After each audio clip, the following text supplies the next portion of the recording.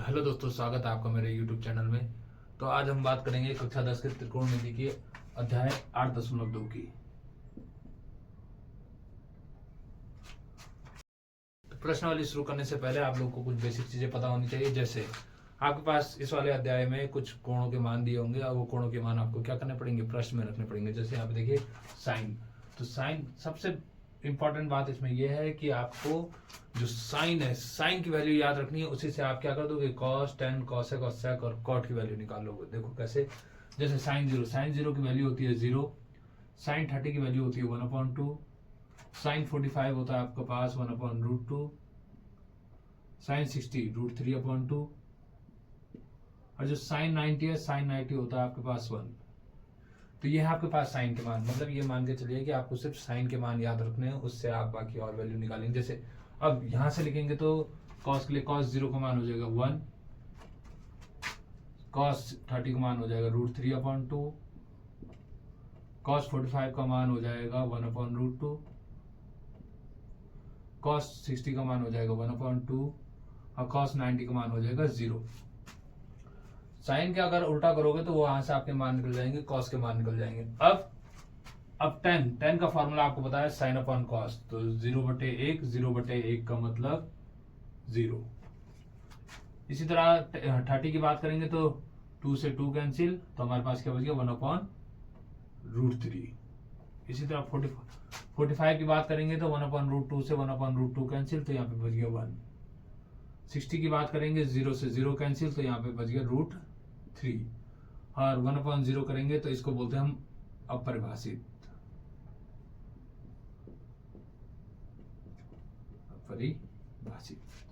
Simple है। सबसे पहले साइन के दूसरी साइड से 90 से चलोगे तो वहां से आपके मान निकलेंगे कॉस के, और साइन अपॉन कॉस सिंपल है, अगर साइन अपॉन कॉस करोगे तो वो वैल्यू निकल जाएगी टेन की। अब जैसे कॉसेक आपको पता है किसका उल्टा होता है, साइन का उल्टा होता है। तो 0 का उल्टा क्या हो जाएगा, 0 का उल्टा हो जाएगा अपरिभाषित। फिर आप देखेंगे 1/2 का उल्टा 2/1, 1/√2 का उल्टा √2, √3/2 इसका उल्टा क्या हो जाएगा 2/√3 और 1 का उल्टा क्या हो जाएगा 1। अब जैसे मैंने कहा कि सेक वही है, कॉसेक के मान है तो यहां से लिखिए 1, फिर 2/√3, फिर √2, फिर आपके पास आ गया यहाँ पे 1/2 का उल्टा 2, फिर वही 0 का उल्टा परिभाषित। ठीक है। अब इसके बाद है कॉट होता है 10 का उल्टा, तो 0 का उल्टा परिभाषित। फिर 1/√3 का उल्टा √3, 1 का उल्टा 1, √3 का उल्टा 1/√3 और अपरिभाषित का उल्टा ये हो जाएगा आपके पास 0। ठीक है। तो ये है जो मान जो आपको याद रखने हैं। हमें क्या करना है, हमें सिर्फ साइन की वैल्यू याद रखनी है। साइन की वैल्यू से आपके पास कॉस और टेन निकल जाएंगे। सबसे इंपॉर्टेंट है इसमें साइन अगर याद है तो सारे के सारे मान निकल जाएंगे। तो चलिए बढ़ते हैं प्रश्नावली की तरफ, देखते हैं 8.2 का पहला सवाल। तो 8.2 का पहला सवाल है sine 60 cos 30 plus sine 30 cos 60। तो ये आपका पहला सवाल है। करना कुछ नहीं है, जो कोणों के मान मैंने अभी लिखाए थे वही कोणों के मान आपको इसमें रखने हैं। साइन 60 की वैल्यू होती है आपके पास √3/2 इंटू cos 30 की वैल्यू होती है √3/2, साइन 30 की वैल्यू होती है 1/2, cos 60 की वैल्यू होती है 1/2। सिंपल है, ज्यादा नहीं। अब देखिए 3 3 जा 9, 2 2 जा 4, 1 1 जा 1, 2 2 जा 4। जो √9 है, √9 किसका रूट होता है, √9 होता है 3 का।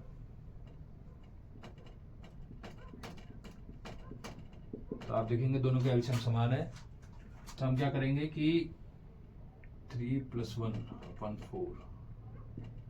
4 तो इसकी वैल्यू कितनी निकल गई आपके पास 1।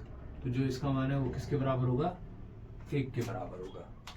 ठीक है, कुछ नहीं करना है, जो अभी तक आपको मान बताए गए थे वो मान आपको इसमें रखने हैं। जैसे sin 60 की वैल्यू हो गई √3/2, cos 30 का मान भी हो गया √3/2, उसी तरह से sin 30 हो गया 1/2 और cos 60 हो गया 1/2। अब सिंपल मल्टीप्लाई 3 × 3 = 9, 2 × 2 = 4, 1 × 1 = 1, 2 × 2 = 4। अब जो √9 है वो किसका होता है 3 का होता है, 3/4 + 1/4। अब दोनों के एलसीएम में 4 है तो सिंपल जो जाएंगे 3 + 1 = 4, 4/4। तो जो किसकी वैल्यू निकल गई 1 की वैल्यू निकल गई। 4 से 4 कटा कितनी बार 1 बार। अब देखेंगे हम इसमें क्वेश्चन नंबर 2। तो क्वेश्चन नंबर 8.2 में पहले का दूसरा सवाल है ये 2 tan² 45 + cos² 30 - sin² 60। तो अभी बताया था आपको tan 45 का मान होता है 1। अब ये स्क्वायर है तो इसका भी स्क्वायर हो जाएगा, प्लस cos 30 का मान होता है आपके पास √3/2, ये भी स्क्वायर है। sin 60 की भी वैल्यू भी होती है आपके पास √3/2। अब देखिए, अब 1 का स्क्वायर करेंगे तो 1 का स्क्वायर होता है 1, तो 2 × 1 = 2। √3 का स्क्वायर करेंगे तो होता है 3, और 2 का स्क्वायर करोगे तो हो जाएगा 4। फिर माइनस यहाँ भी √3 का स्क्वायर करोगे तो हो जाएगा 3, और 2 का स्क्वायर करोगे तो 4। देखिए प्लस का 3/4 है, ये माइनस का 3/4 है, तो प्लस माइनस का क्या हो जाएगा वो माइनस हो जाएगा। तो 3/4 से 3/4 कैंसिल, आपके पास क्या बच गया आंसर 2। तो इसकी वैल्यू कितनी निकल गई 2। सवाल आसान है, बस समझने की बात यह है कि जो कोणों के मान है वो आपको यहाँ सही तरीके से रखना है। अगर आपको कोणों के मान याद नहीं है तो मेरे हिसाब से आप 8.2 प्रश्नावली सॉल्व नहीं कर सकते हैं। तो चलिए शुरू करते हैं हम इस अध्याय का पहले का तीसरा क्वेश्चन, जो है हमारे पास cos 45 / sec 30 + cos 30। फिर वही हमें करना कुछ नहीं है, सिर्फ कोणों के मान रखने हैं। जैसे cos 45 का मान होता है 1/√2, sec 30 का मान होता है आपके पास 2/√3, cosec 30 होता है आपके पास 2। तो सबसे पहले आप इसमें क्या करेंगे, आप इसमें इनके हर समान करेंगे। हर समान करने का सिंपल तरीका बताया था, इसका मल्टीप्लाई इधर और इसका मल्टीप्लाई इधर, तो ये क्या हो जाएगा 1/√2, 2 × 1 = 2। अब ये ध्यान रखिएगा, जो बिना रूट वाली संख्या और जो रूट वाली संख्या ये आपस में मल्टीप्लाई नहीं होती हैं, तो इनको क्या करेंगे, इसको इसी तरह से लिखेंगे बटे 3 × 1 = 3। अब ये ध्यान रखिए, बट्टे के बट्टे में, जब भी कोई चीज बट्टे के बट्टे में है तो वो उल्टा होकर के गुणा में आ जाती है इस तरह से। √3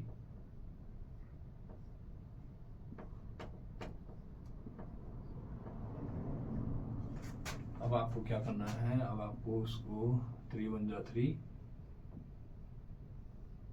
और 2 का मल्टीप्लाई अंदर करेंगे तो 2√2 + 3 × 2 = 6। जो रूट वाले हैं वो आपस में गुणा हो जाते हैं।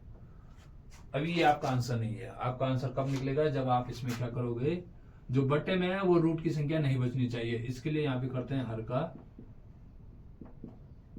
परमेयकरण।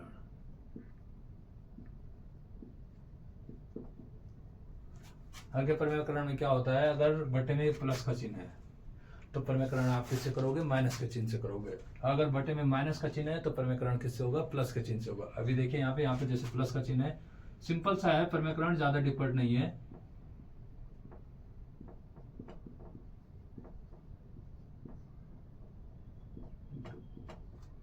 संख्याएं वही रहेंगी, बस चिन्ह बदल जाएगा।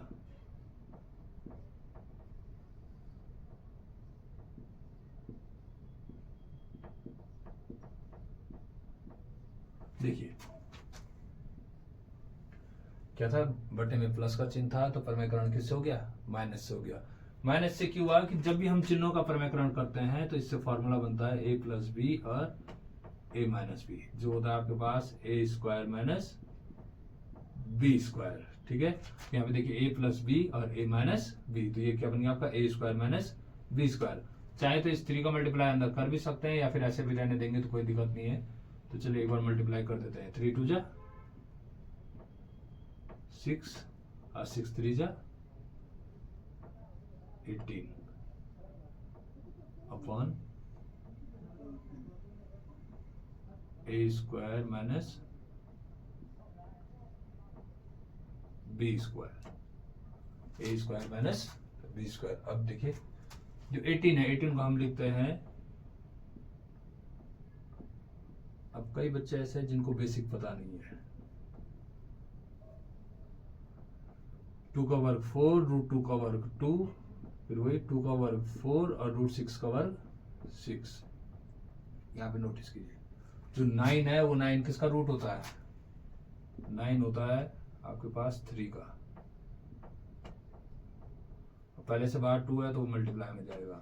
अब अंदर क्या बच गया? √2। अब यहाँ 4 2 जा 8 और 6 4 जा 24। अब यहाँ इसे सॉल्व करिए। अब देखिए 2 इधर भी है, 2 इस साइड भी है। अब जब दोनों साइड 2 है तो 2 हमने क्या ले लिया? कॉमन ले लिया। तो हमारे पास बचा √6 माइनस 3√2 अपॉन 24 में से 8 गया 16। तो ये कटा कितनी बार आपका? 8 बार। अगर बीच में माइनस चिन्ह आ रहा है तो ऊपर वाले में माइनस चिन्ह कॉमन ले लीजिए। और माइनस चिन्ह कॉमन लेने के बाद आपका आंसर क्या हो जाएगा? 3√2 प्लस √6, 3√2 माइनस √6 अपॉन 8। तो ये आपका क्या हो जाएगा? ये आपका फाइनल आंसर हो जाएगा। यहाँ पे समझिएगा, अगर आंसर में माइनस चिन्ह आ रहा है तो ऊपर वाले हिस्से में माइनस चिन्ह क्या ले लीजिए? कॉमन ले लीजिए। तो उससे क्या होगा? जो माइनस का है वो प्लस में बदल जाएगा, जो प्लस वाला है वो माइनस में बदल जाएगा, और ये आपका सीधा सीधा क्या निकल जाएगा? आंसर।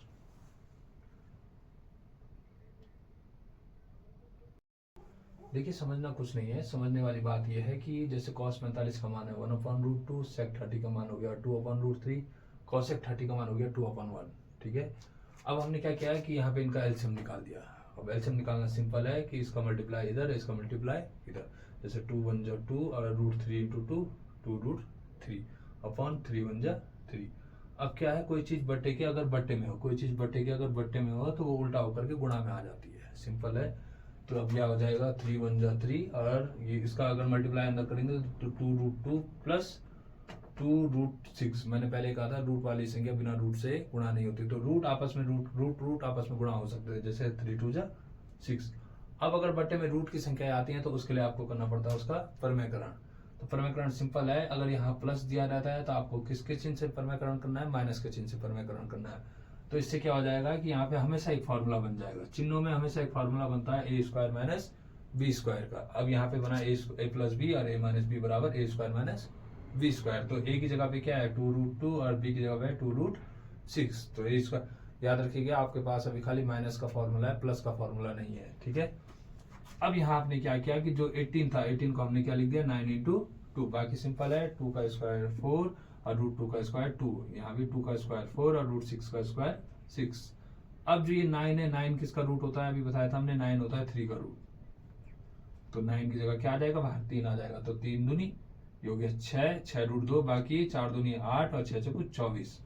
अब हमने क्या कर दिया कि हमने देखा कि 2 यहाँ भी है, 2 यहाँ भी है, तो इस हिसाब से मैंने 2 क्या ले लिया? कॉमन ले लिया। 2 कॉमन लिया तो यहाँ बच गया √6 और यहाँ बच जाएगा माइनस 3√2।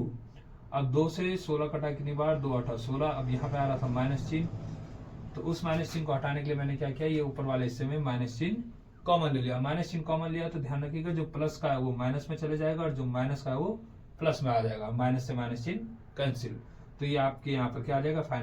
अभी देखते हैं हम 8.2 का पहले का चौथा सवाल, जो है sin 30 plus tan 45 minus cosec 60 upon sec 30 plus cos 60 plus cot 45। इसका मान ज्ञात करना है तो सिंपल है। sin 30 की वैल्यू होती है 1/2, tan 45 की वैल्यू होती है 1, cosec 60 की वैल्यू होती है 2/√3,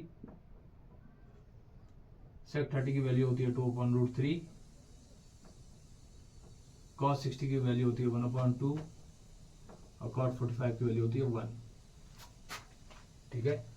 अब देखिए, अब मैंने क्या कहा था कि सबसे पहले क्या करिए कि अगर आपको तीनों का एलसीएम एक साथ निकालना नहीं आ रहा है तो दो दो करके निकालिए। पहले इन दोनों का निकालिए, जो आंसर आएगा उसके साथ इसका एलसीएम निकालना है। तो देखो जैसे एलसीएम निकालते हैं हम, जैसे एलसीएम निकालने के लिए सिंपल है, उसके बटे में 1 रखिए, फिर इसका मल्टीप्लाई इधर है, इसका मल्टीप्लाई इधर, जैसे 1 1 जा 1 और 2 1 जा 2 अपॉन 2 1 जा 2 माइनस 2 अपॉन रूट 3। सेम यही 2 2 जा 4 प्लस 3 1 जा 3। अब जैसे मैंने कहा रूट वाला बिना रूट वाले से गुणा नहीं होगा, तो ये हो जाएगा 2 अंडर रूट 3 प्लस 1। ठीक है, अब देखिए कितना आ रहा है आंसर, यहाँ पे आ रहा है 3 upon 2 minus 2 upon root 3 plus sorry upon 4 plus root 3 upon 2 upon root 3 plus 1। अब क्या करिए कि यहाँ पे भी आप एक दूसरे का क्या निकाल लीजिए, एलसीएम निकाल लीजिए। सिंपल तरीका है, इसका मल्टीप्लाई इधर है, इसका मल्टीप्लाई इधर, तो ये हो जाएगा 3 रूट 3 माइनस 2 2 जा 4 अपॉन 2 रूट 3। सेम वही चीज इधर भी, 4 1 जा 4 3 1 जा 3 प्लस 2 1 जा 2 रूट 3 अपॉन 2 1 जा 2 रूट 3। अब यहाँ पे नोटिस करिए ये भी रूट 3 है और ये भी रूट 3, 2 अपॉन रूट 3 से 2 अपॉन रूट 3 कैंसिल। अब यहाँ पे देखिए ये भी रूट 3 और ये भी रूट 3 है, तो ऐसा नहीं कि 3 और 3 6 हो जाए, नहीं, रूट के आगे की जो संख्या, जैसे यहाँ पे कुछ नहीं है तो यहाँ पे हमने क्या रख दिया, 1 रख दिया, तो 2 और 1 3। तो ये किस हिसाब से हो जाएगा, ये हो जाएगा आपके पास 3 root 3 upon 3 root 3 minus 4 upon जैसे 2 और 1 3, तो ये हो जाएगा 4 प्लस 3 अंडर रूट 3। अब सिंपल करिए इन्हें, इनको ऐसा करिए कि इस तरह से लिखिए, प्लस में हम आगे पीछे लिख सकते हैं। फिर देखिए कि यहाँ पे क्या आ गई, रूट वाली संख्या आ गई है। अगर रूट वाली संख्या आ गई है तो उसके लिए आपको क्या करना पड़ेगा, उसका परमेयकरण करना पड़ेगा। हर का परमेयकरण करने पर, जब आप हर का परमेयकरण करोगे तो क्या, अगर यहाँ प्लस वाला चिन्ह है तो मैंने अभी बताया था, अगर प्लस वाला चिन्ह है तो परमेयकरण किससे होगा, परमेयकरण माइनस वाले चिन्ह से होगा।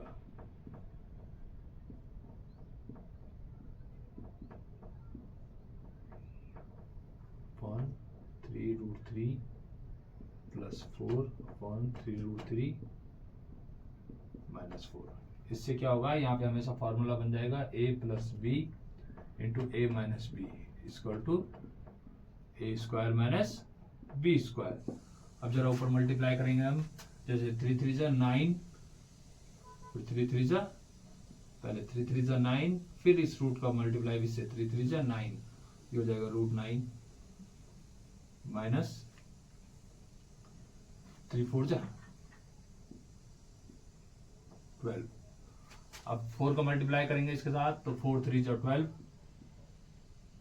रूट 3, अब माइनस माइनस का प्लस, और 4 4 जा 16 अपॉन, देखिए 4 3 जा 12, अब ये रूट के साथ तो गुणा होगा नहीं, तो ये हो गया 12 अंडर रूट 3, और फिर ये भी माइनस में, ये भी माइनस, तो माइनस माइनस का यहाँ पे हो गया प्लस, और 4 इंटू 4 16। नीचे हम, मैंने कहा नीचे फॉर्मूला बनेगा, तो 3 अंडर रूट 3 का होल स्क्वायर माइनस 4 का होल स्क्वायर। देखिए ये माइनस का है और ये तो माइनस माइनस माइनस माइनस आपका किस में बदल गया, प्लस में। पहले देखिए रूट 9 किसका होता है, 3 का होता है। अब ये माइनस माइनस प्लस 12 हो गया 24।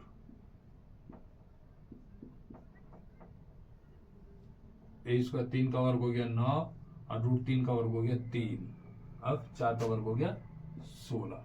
ये मैं बेसिक इसलिए लिख रहा हूं क्योंकि कई बच्चे तो ऐसे हैं जिनको पहले से सब कुछ आता है, पर कई बच्चे ऐसे होते हैं जिनको बेसिक चाहिए होता है। बेसिक मतलब ये कि कैसे चेंज हुआ है ये, इसलिए मैं यहाँ पे बेसिक चीजें लिख रहा हूँ ताकि आपको अच्छे से समझ आए। तो जैसे 9 3 हो गया 27 माइनस का 24 रूट 3 प्लस का 16 और 9 3 27 में से 16 गया, अभी देखते हैं यहाँ पे 27 प्लस 16, 27 से 16 होता है आपके पास 43, और 43 माइनस का 24 √3, और 27 में से 16 गया, 27 में 16 गया 11। ये आपका क्या हो जाएगा फाइनल आंसर।